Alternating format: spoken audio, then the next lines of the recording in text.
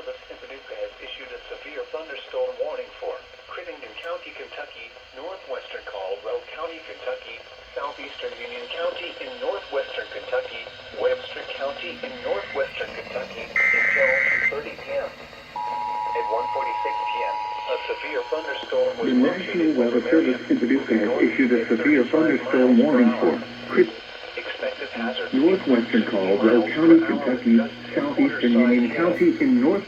This is a radar Webster County in northwest. The following effects are expected. Hail damage to At vehicles is 1:46 expected. p.m., a severe thunderstorm was located over Marion, moving northeast at 35 miles per hour.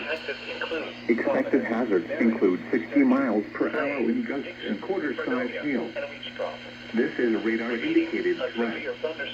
The following impacts are expected. Hail damage to vehicles is expected. Expect wind damage to roofs, siding, and trees. Locations impacted include Providence, Marion, Sturgis, Clay, Dixon, Fredonia, and Wheatcroft.